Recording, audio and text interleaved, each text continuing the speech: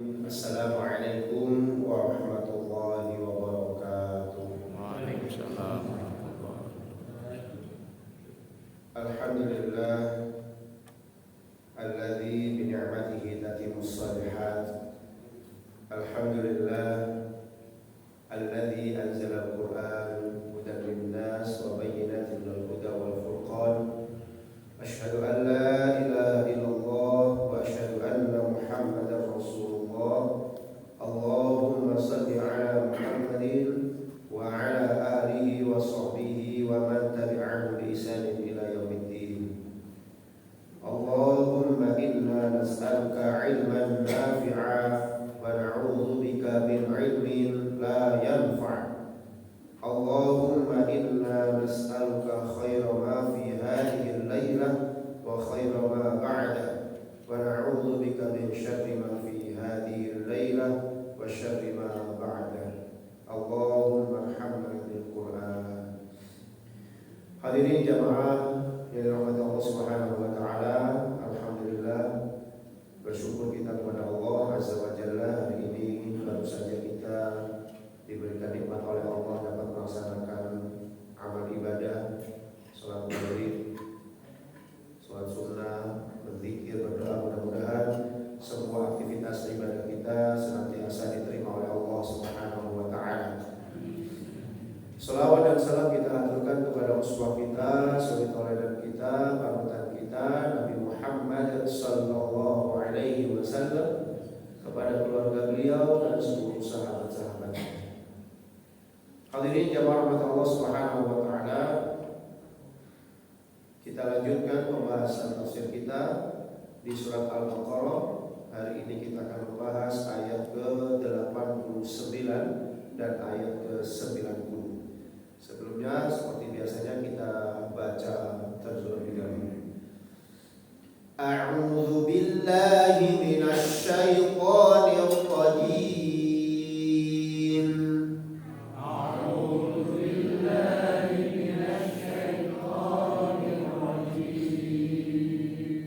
Bismillahirrahmanirrahim.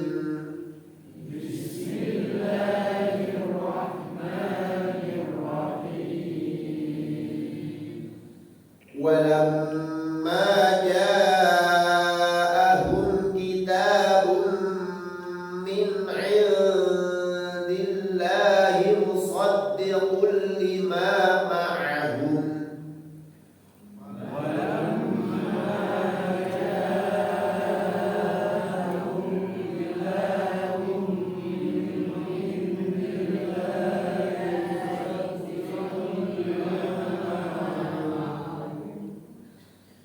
وَكَانُوا مِنْ قَبْلُ يَسْتَفْتِحُونَ عَلَى الَّذِينَ كَفَرُوا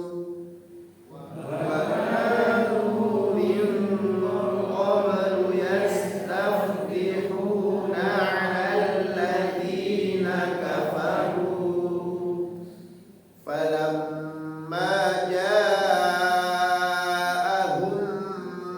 مَا عَرَفُوا كَفَرُوا بِهِ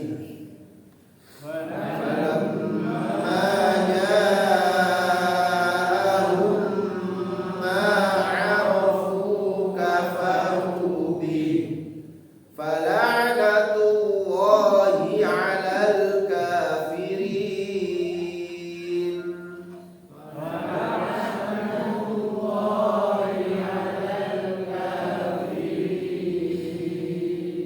بِئْسَ مَا اشْتَرَوْا بِهِ أَنفُسَهُمْ أَن يَكْفُرُوا بِمَا أَنزَلَ اللَّهُ. بِئْسَ مَا اشْتَرَوْا بِهِ أَنفُسَهُمْ أَن يَكْفُرُوا بِمَا أَنزَلَ اللَّهُ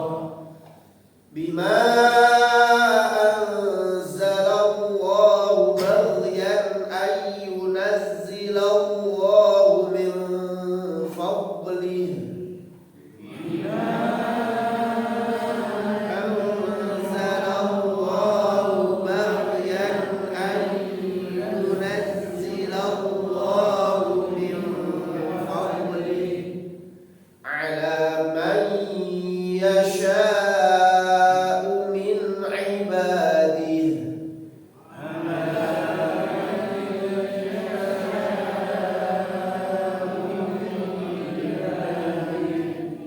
faba'u bi ghadabin 'ala ghadab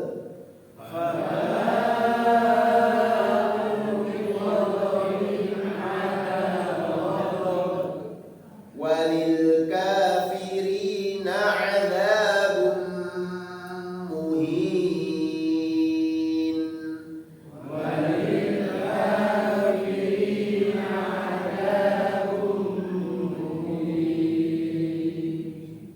Bismillahirrahmanirrahim. Walamma, dan ketika ja'ahum telah datang kepada mereka, apa yang datang kepada mereka? Kitab, yaitu kitab. Maksudnya di sini adalah Al-Qur'an. Min 'indillahi, dari sisi Allah, musaddiqun, yang membenarkan lima ma'ahum, terhadap apa yang ada pada mereka. Di dalam kitab tafsir At-Tabari, yang dimaksud musaddiqun lima ma'ahum, yang membenarkan di antara mereka, yaitu Taurat dan Injil. Jadi Al-Quran, apa yang ada di dalam Al-Quran itu sebenarnya ada yang sudah disebutkan oleh Allah Subhanahu wa taala, yakni di dalam kitab Taurat dan di dalam kitab Injil. Min qabli, dari sebelumnya, yastaftihuna, mereka meminta kemenangan, 'alal ladzina kafaru, atas orang-orang yang kafir.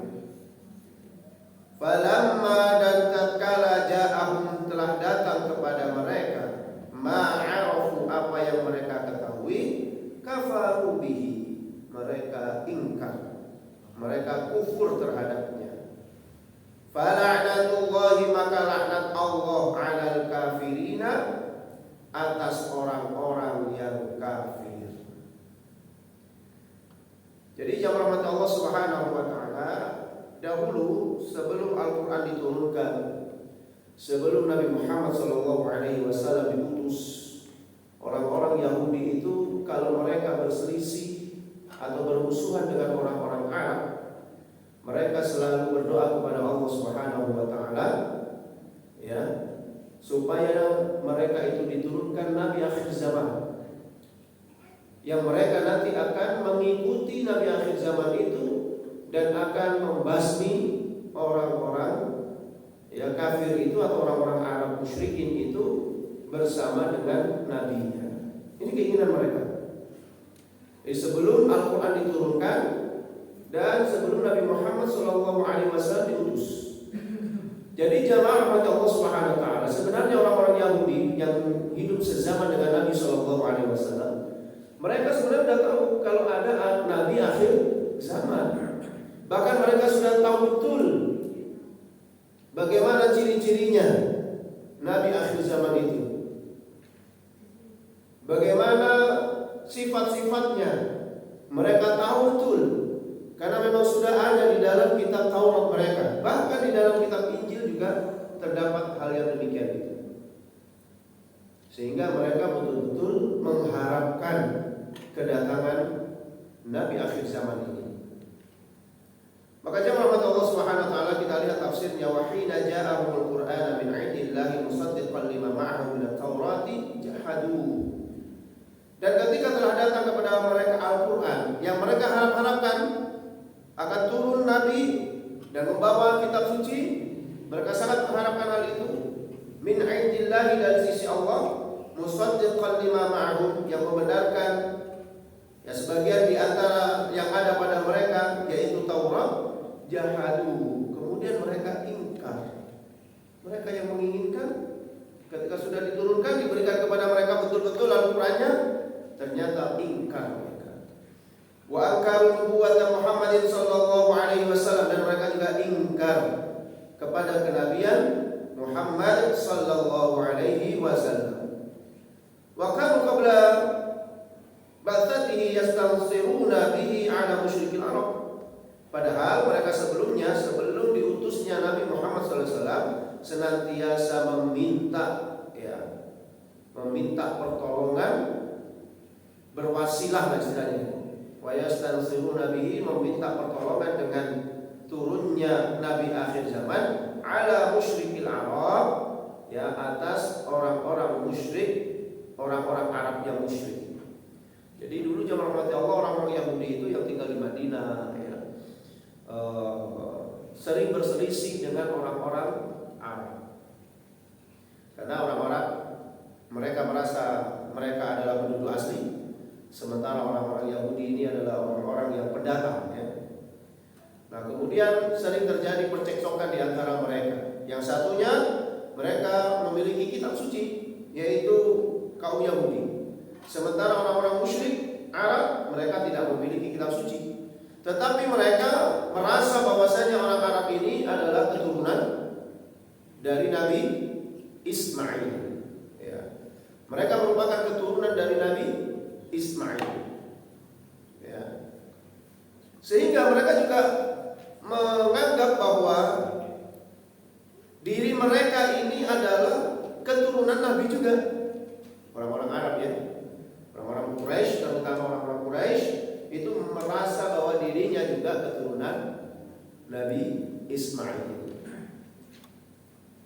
Sementara orang-orang Yahudi, mereka juga mengaku keturunan nabi-nabi juga, karena memang nabi-nabi itu banyak diturunkan dari golongan Yahudi, ya. Hampir keseluruhan, ya, sebagian besar para nabi itu diturunkan Bani Israel. Nah, mereka ini sering bermusuhan. Tatkala orang-orang Yahudi ini bermusuhan dengan orang-orang Arab, mereka selalu mengatakan, ya, mereka meminta pertolongan kepada Allah Subhanahu wa taala. Mereka akan mengatakan bahwasanya akan datang nabi akhir zaman yang nanti kami akan mengikuti nabi akhir zaman itu, dan kami akan memerangi kalian bersama nabi akhir zaman tersebut. Wa yaquluna, mereka mengatakan, qarba mab'ats nabi akhir zaman, telah dekat sekali waktu diutusnya nabi akhir zaman. Wa sanattabi'uhu wa nuqatilukum ma'ah, dan kami akan mengikuti dia, dan kami akan memerangi kalian ma'ahu, dengannya, bersamanya. Jadi orang-orang Yahudi, mereka sangat mengharapkan sekali akan datangnya nabi akhir zaman. Kalau nanti nabi akhir zaman sudah datang, kata orang-orang Yahudi, kami akan ittiba', kami akan mengikuti ajarannya, dan kami akan memerangi kalian bersamanya. Tapi nanti yang terjadi apa ternyata zaman Allah? Justru nabi akhir zamannya diturunkan oleh Allah dari bangsa Arab. Padahal orang Yahudi lagi berseteru dengan orang Arab. Ya, orang Yahudi lagi berseteru dengan orang Arab, kemudian dia menyampaikan kepada orang-orang Arab, nanti kalau sudah nabi kami turun akhir zaman, maka kami akan mengikuti nabi itu, dan kami akan memerangi kalian bersama nabi itu. Jadi seolah-olah nabinya ini diturunkan oleh Allah Subhanahu wa taala untuk memerangi orang-orang Arab yang musyrik itu. Tapi pada kenyataannya apa yang terjadi? Justru Allah menurunkan nabi itu dari bangsa Arab. Sampai sini paham ya Ibu? Bagaimana kebencian orang Bani Israel terhadap Rasulullah Muhammad Sallallahu Alaihi Wasallam. Kenapa mereka benci kepada Nabi Muhammad? Padahal Nabi Muhammad adalah Nabi yang sangat didambakan untuk segera turun, ya. Tapi begitu turun Nabi Muhammad, kenapa mereka benci? Karena nabinya turun justru di kalangan musuhnya sendiri. Nah, itu kenapa mereka akhirnya kemudian tidak menerima Nabi Muhammad SAW sebagai nabi. Satu, ya karena memang nabi ternyata jauh dari prediksi mereka. Mereka mengira karena sudah menjadi sebuah adat, sebuah kebiasaan bahwa nabi itu turun dari Bani Israel. Ternyata nabinya bukan turun dari Bani Israel. Yang kedua, nabi itu turun justru berbangsa Arab, di mana mereka lagi berseteru dengan orang Arab. Kira-kira kalau ini terjadi pada diri kita, kira-kira gimana? Ya. Kita lagi berseteru nih, ya. Misalnya pilkada misalnya, lagi berseteru. Ternyata yang menang justru dari kelompok yang tidak kita dukung gitu. Oh, ini gimana itu perasaannya? Ya? Sama ini dengan orang-orang orang Bani Israel. Ya. Sehingga disitulah nanti kemudian mereka mulai merubah-rubah isi daripada Taurat yang terkait dengan sifat dan ciri-ciri Nabi Muhammad SAW. Bahkan kalau kita lihat sejarahnya, kalau kita lihat sejarah ya, Nabi Muhammad itu yang ngasih nama siapa? Paman beliau kan, Syaibah namanya. Paman beliau namanya Syaibah, atau yang lebih dikenal dengan julukan Abdul Muthalib. Jadi Abdul Muthalib itu bukan nama asli, Pak. Nama aslinya adalah Syaibah. Jadi ketika Hashim itu punya anak dan meninggal dunia, Syaibah ini dikatakan Syaibah itu artinya uban. Karena bayi ini lahir ada ubannya rambutnya sedikit. Ada uban 1 atau 2 lembar atau 2 helai gitu ya. Kemudian dinamakan Syaibah. Kemudian Syaibah ini diasuh oleh ibunya, ya, dari Bani Adi yang ada di Madinah. Dia diasuh di Madinah. Kemudian saudaranya Hashim yang namanya Al-Muthalib, ya, saudaranya Hashim ini namanya Muthalib. Nah, yang namanya Muthalib ini dia mengetahui bahwasanya dia punya keponakan dari keturunan Hashim. Nah, Hashim ini tadinya dipasrahi untuk mengatur, memberikan minum dan makan bagi jamaah haji. Ya. Jadi nanti Qusay bin Kilab itu kakek moyangnya Nabi Muhammad itu, Qusay bin Kilab itu punya anak dua namanya Abdul Dar dan Abdul Manaf. Ya, Abdul Dar itu ngurusin Darun Nadwa, mengurusi Ka'bah dan seterusnya, sementara Abdul Manaf itu diberikan kekuasaan untuk memberikan makan dan minum bagi jamaah haji. Dari keturunan Abdul Manaf itu punya banyak anaknya, salah satunya ada Al-Muthalib, ada Hashim dan seterusnya. Dan nanti yang bagian untuk memberikan makan dan minum itu adalah Hashim. Ketika Hashim meninggal dunia diganti saudaranya namanya Al-Muthalib. Nah, Al-Muthalib ini suka beli budak karena orangnya kaya, suka beli budak. Pokoknya dia kalau sudah keluar balik lagi ke Makkah, dia selalu bawa budak dia. Ya. Nah, suatu ketika karena dia tahu bahwa anak pamannya hidup dan diasuh oleh ibunya di Madinah, dia ingin membawa anak pamannya ini untuk kembali ke Mekah karena kampung bapaknya adalah di Mekah, apalagi dia keturunan Qusay bin Kilab, ya, orang yang dapat mengalahkan suku Khuza'ah yang pada saat itu menguasai Mekah. Jadi istilahnya keturunan raja lah, Syaibah itu. Sehingga negosiasi dengan ibunya, kemudian diizinkan untuk dibawa ke Mekah. Nah, Syaibah ini dibonceng sama Al-Muthalib, digonceng, dibawa di atas kontanya. Begitu sampai di Madinah, orang-orang teriak karena Al-Muthalib ini suka beli budak. Akhirnya orang-orang Arab, orang-orang Mekah teriak, "Oh, Abdul Muthalib, Abdul Muthalib," katanya. Apa maksudnya Abdul Muthalib itu? Hamba Muthalib, hamba Muthalib. Maksudnya budaknya Muthalib, budaknya Muthalib. Akhirnya Al-Muthalib mengatakan, "Celaka kalian, ini adalah anak saudaraku, namanya Syaibah." Ya, tetapi orang-orang Arab lebih terkenal dengan panggilan Abdul Muthalib. Jadi Abdul Muthalib itu bukan nama aslinya, dia adalah nama Syaibah aslinya. Nah, Abdul Muthalib ini jamaah rahmati Allah, pernah dia suatu ketika pergi suatu safar dengan 4 orang temannya. Sampailah dia ketemu dengan seorang pendeta di Buhairah. Nanti di Buhairah ini nanti juga Rasulullah SAW bertemu dengan pendeta ini. Tapi sebelum kelahiran Nabi Muhammad SAW, Abdul Muthalib ketemu lebih dulu dengan Buhairah ini. Ya, ketika dia ketemu dengan pendeta Buhairah, kemudian 4 orang ini ditanya, "Dari mana asal kalian?" "Dari Jazirah Arab." "Tepatnya di kota apa?" Maka Abdul Muthalib mengatakan, "Di kota Mekah." Kata Buhairah, "Nanti suatu saat akan datang Nabi dari kalangan kalian." Ini pendeta Pak ya, beragama Nasrani. Berarti mereka sudah tahu ini, karena sudah tertulis betul di dalam kitab Injil. Nanti akan datang Nabi akhir zaman, ya, dari kota kalian, dan namanya adalah Muhammad. Nama itu sudah dicatat oleh Allah Subhanahu wa taala. Bahkan orang-orang Yahudi dan Nasrani tahu bahwa nama Nabi akhir zaman itu namanya Muhammad. Akhirnya karena Abdul Muthalib ini jamaah rahmat Allah, dia adalah keturunan Quraisy, dan Quraisy itu tidak memeluk agama apapun karena mereka adalah musyrikin semuanya, orang-orang penyembah berhala, berbeda dengan orang Yahudi Nasrani ya, yang mereka punya kitab dan seterusnya. Walaupun ini keturunan Nabi Ismail, tapi Nabi Ismail dengan jarak mereka yang udah jauh sekali sudah. Nabi Ismail sebelum Masehi, mereka lahir ini sesudah Masehi, udah jaraknya jauh sekali. Sehingga ajaran Nabi Ismail, Nabi Ibrahim itu sudah hilang dari mereka. Yang ada hanyalah ajaran sisa-sisa ajaran Nabi Ibrahim tentang haji, tawaf dan seterusnya, ditambah dengan keyakinan mereka terhadap berhala. Sehingga Abdul Muthalib pada saat itu tidak terlalu peduli dengan Nabi, karena bagi mereka ya sudah nggak percaya Nabi gitu, kecuali berbeda dengan orang-orang Yahudi. Nah, ketika mereka pulang, 4 orang ini itu bersepakat, siapa nanti yang punya anak laki-laki terlebih dahulu atau punya cucu laki-laki terlebih dahulu, maka harus dinamakan Muhammad, katanya. Maka ketika Abdul Muthalib ini sudah pulang sampai di Mekah, dapatlah informasi bahwasanya Aminah habis melahirkan seorang laki-laki yang bernama belum kasih nama ya.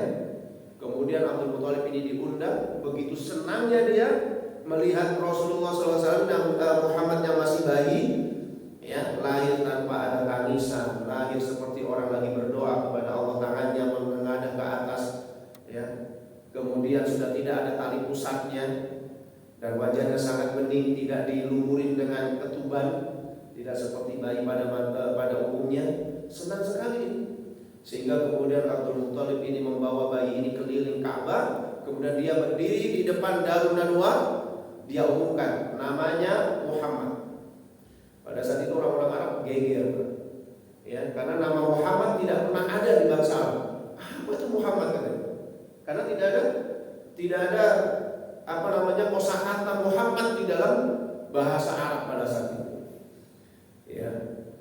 Maka kata Abdul Muthalib, dia katakan bahwasanya saya katakan Muhammad karena ada sesuatu yang besar pada anak ini. Ya, suatu saat dia akan menjadi Nabi akhir zaman. Artinya jamaah Allah, sebenarnya di dalam Taurat dan di dalam kitab Injil itu sudah ada ciri-ciri sifat-sifat Nabi Muhammad.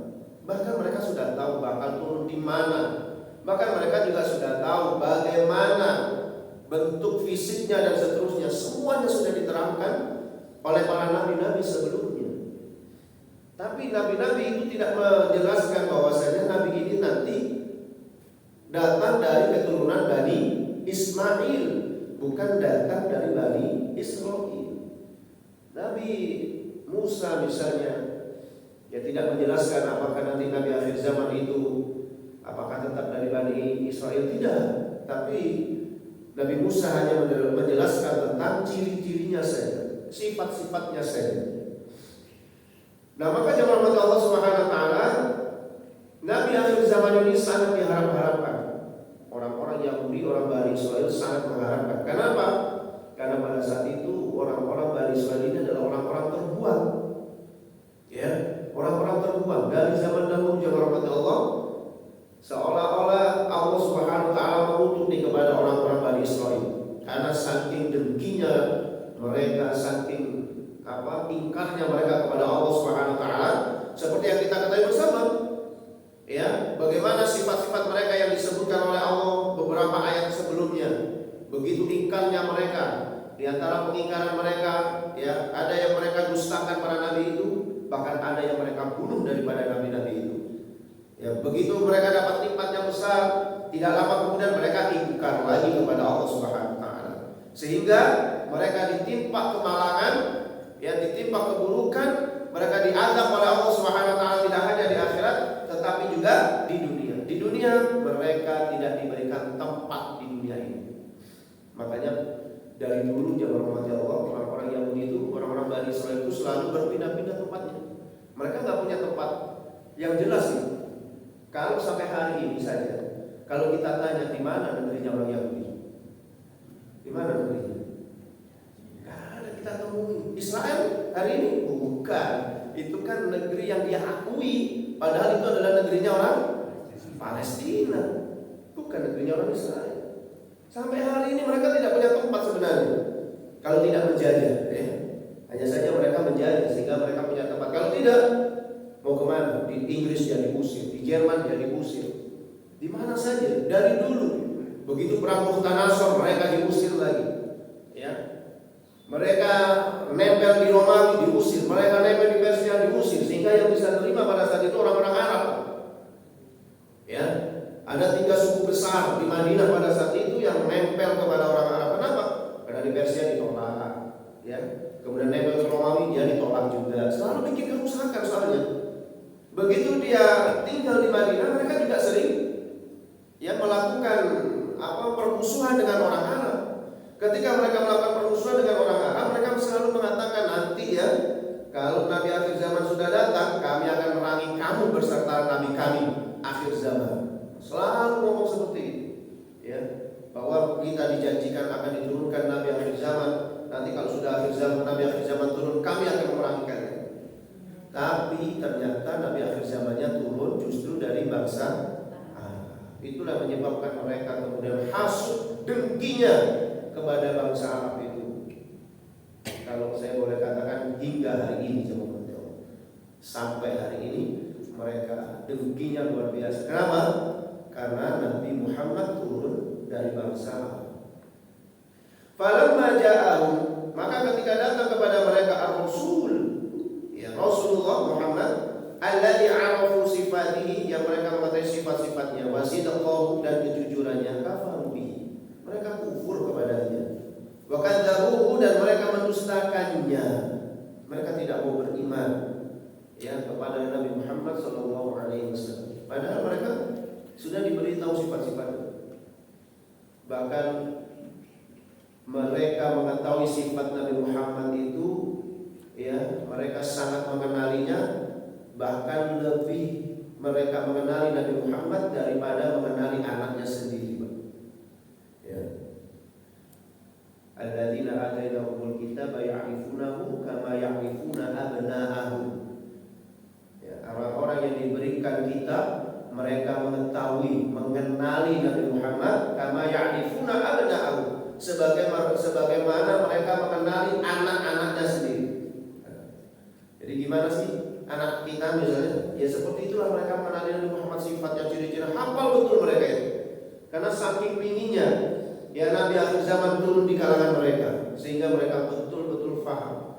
Makanya ketika Nabi Muhammad lahir, mereka itu sebenarnya tahu, betul-betul paham mereka itu sebenarnya Nabi Muhammad itu betul-betul Nabi gitu. Yaitu mereka dialah Nabi yang selama ini diharap-harapkan. Tapi karena kedengkiannya sehingga kemudian mereka mengingkarinya. Maka fala'natullahi ala kulli man kafara bi nabiyillahi wa rasulihi Muhammadin sallallahu alaihi wasallam. Maka laknat Allah atas setiap orang yang mengkufuri terhadap Nabi Allah dan Rasulnya, yaitu Muhammad sallallahu alaihi wasallam, wa kitabihi, dan terhadap kitabnya, yaitu Al-Quran, alladzi auhahu Allah ilaihi, yang telah diwahyukan oleh Allah kepadanya.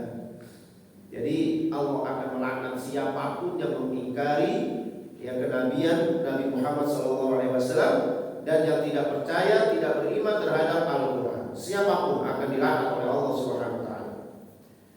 Kemudian kalimat Allah Subhanahu wa taala di ayat yang ke-90, bisa masytarau bihi anfusahum, bisa sungguh jeleknya, alangkah buruknya, ishtarau, apa yang mereka jual, bihi dengannya, anfusahum, diri mereka sendiri. Sungguh jelek perbuatan mereka menjual diri mereka sendiri. Maksudnya apa?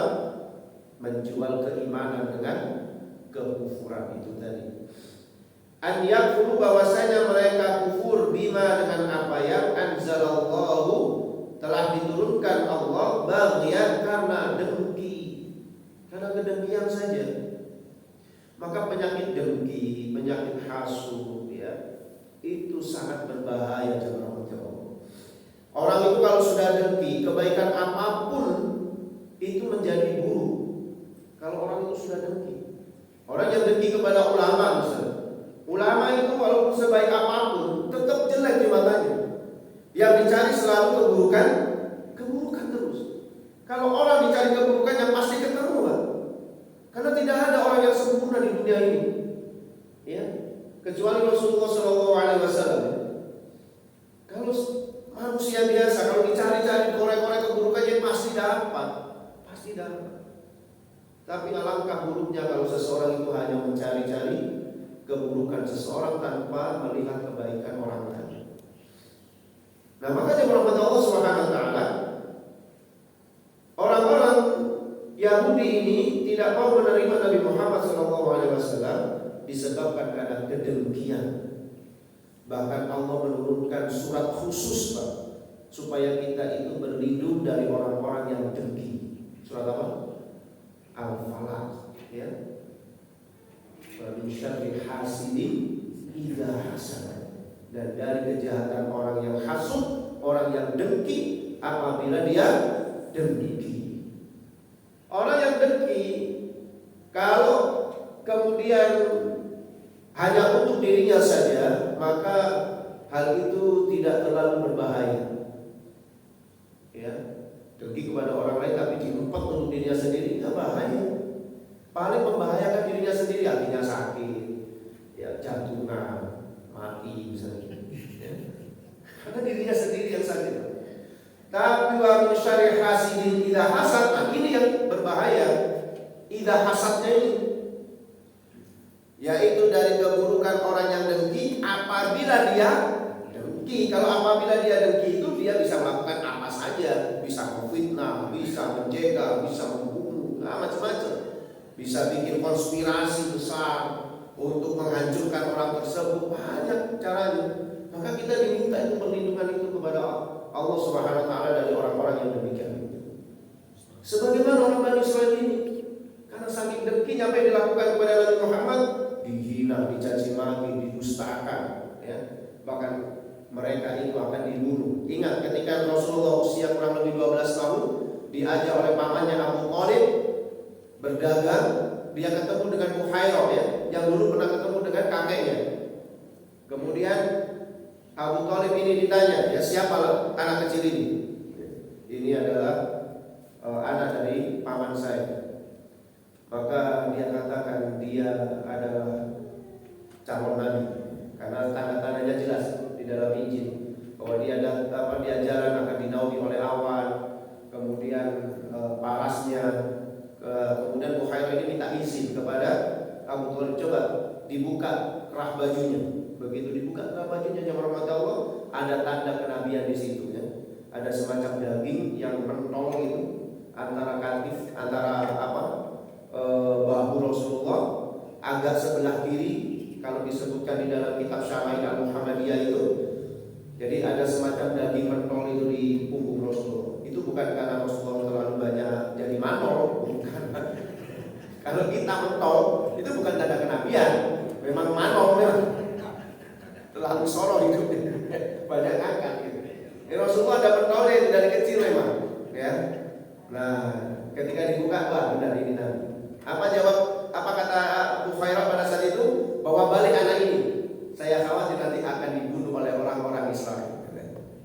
Jadi orang Israel sudah tahu, Pak. Ya. Kenapa? Karena Bukhairah tahu ini anak bukan dari Bani Israel.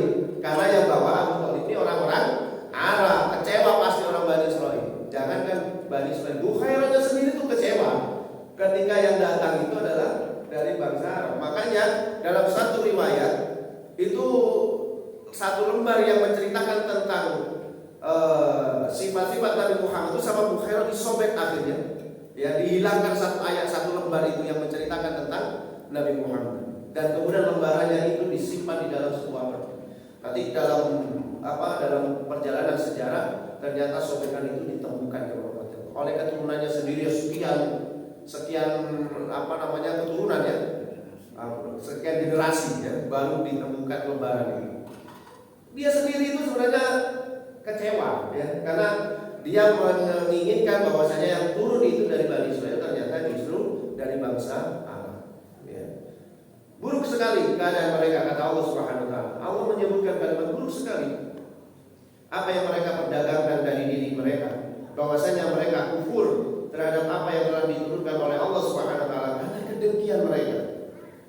Ayunazzilallahu, bahwa yang diturunkan Allah Subhanahu wa taala min fadlihi, dari karunia-Nya, ala man yasha'u min ibadihi, ya, terhadap siapapun yang dikehendaki dari hamba-hambanya. Allah menurunkan, ya, mereka kecewa bahwasanya Allah Subhanahu wa taala menurunkan Al-Qur'an atau mengutus nabi itu ya dari hambanya yang dia kehendaki. Yang diinginkan oleh Bani Israel, yang dikehendaki itu adalah dari golongan Israel. Tetapi Allah menghendaki dari kehendaknya sendiri, dari Allah Subhanahu wa taala. Faba'u, maka mereka kembali bi ghadabin, mendapat ghadab, mendapat murka, ala ghadabin, atas murka, ya, mereka mendapatkan murka di atas kemurkaan. Ini kalau kita buka kitab tafsir Al-Tabari, ghadab itu lebih berat daripada laknat. Jadi kalau Allah melaknat itu masih lebih berat ya dibandingkan dengan ghadab. Ghadab lebih berat lagi daripada laknat Allah. Jadi kalau Allah melaknat orang yang kafir, maka ghadab itu lebih berat daripada laknat. Bi ghadabin ala ghadab, di sini dimaksudkan adalah mereka mendapatkan murka di atas kemurkaan karena yang dilakukan oleh orang-orang Yahudi Bani Israel itu, mereka melakukan banyak sekali kesalahan-kesalahan, ya, kekufuran. Satu, mereka ikhtilaf, mereka merubah-rubah Taurat. Yang pertama. Yang kedua, mereka tidak percaya Injil.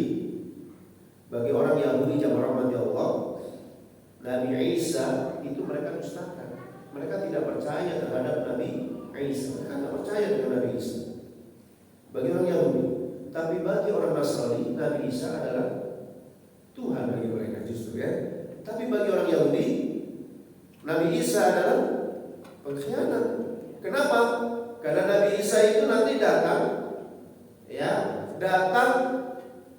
mengharamkan sebagian apa yang dihalalkan di kalangan Yahudi, atau yang diharamkan, ya, mengharamkan sebagian apa yang telah dihalalkan di dalam Taurat. Kenapa? Karena Nabi Isa bikin bawa syariat baru. Ya, syariatnya Nabi Musa ini sudah kadaluarsa, sehingga kemudian diganti dengan syariatnya Nabi Isa. Sedangkan mereka, beberapa nabi yang turun di kalangan mereka, mulai dari setelah Nabi Musa dan Nabi Yosua, kemudian nabi selanjutnya sampai Nabi Zakaria, sampai Nabi sampai Nabi Yahya dan seterusnya, mereka ini berhukum dengan hukum Taurat. Tapi ketika Nabi Isa turun, dibawakan Injil kepada Nabi Isa, sebagian isi Taurat itu kemudian dikoreksi di dalam kitab Injil. Nah, ini yang mereka tidak suka gitu. Yang tadinya mereka sudah merubah-rubah kitab Taurat, ya, mereka ubah dengan nafsunya sendiri, yaitu mereka membolehkan riba dan seterusnya. Nabi Isa turun mengharamkan apa yang mereka lakukan, sehingga mereka tidak suka dengan itu. Makanya Nabi Isa juga didustakan, sampai membuat sebuah konspirasi dengan Raja Romawi pada saat itu untuk menangkap Nabi Isa, supaya Nabi Isa itu nanti disalib dan seterusnya, ya. Tapi kemudian Allah selamatkan justru Yahuda atau Yudas Iskariot yang kemudian ditangkap oleh orang-orang Yahudi, juga oleh orang-orang Romawi, kemudian yang disalib dan disiksa itu. Nah, ini jawab rahmat Allah Subhanahu wa taala, mereka mendapatkan ghadab itu. Yang kedua, mereka tadi tidak percaya dengan Injil, dan yang ketiga, mereka mendustakan Nabi Muhammad sallallahu alaihi wasallam karena kedengkiannya. Maka mereka mendapatkan ghadab di atas ghadab, walil kafirina adzabun muhin, dan bagi orang-orang kafir itu mendapatkan azab yang menghinakan. Maksudnya muhin di sini jawab rahmat Allah di dunia sampai akhirat. Jadi kalau ada kalimat muhin itu berarti azabnya itu dunia sampai akhirat. Kecuali kalau adzabun alim. Adzabun alim berarti itu menuju kepada neraka saja, di akhirat saja. Tapi kalau adzabun muhin, azab yang menghinakan, maksudnya dunia sampai akhirat mereka itu dihinakan oleh Allah Subhanahu wa taala. Demikian jemaah rahmat Allah Subhanahu wa taala yang bisa kita pelajari surat Al-Baqarah dari ayat 89 dan sampai 90. Di sini kita diberitahu oleh Allah Subhanahu wa taala betapa bahayanya sifat dengki itu, dan betapa bahayanya orang-orang yang mendengki sampai mereka dapat melakukan apapun yang mereka inginkan sesuai dengan hawa nafsunya. Maka kita berlindung dari sifat dengki dan berlindung dari orang-orang yang dengki kepada kita apabila mereka dengki. Mudah-mudahan ilmu ini bermanfaat, dan mudah-mudahan kita senantiasa dijadikan oleh Allah Subhanahu wa taala sebagai orang yang cinta Al-Qur'an, ahlul Qur'an, Amin ya rabbal alamin. Subhanakallahumma wa bihamdika asyhadu an la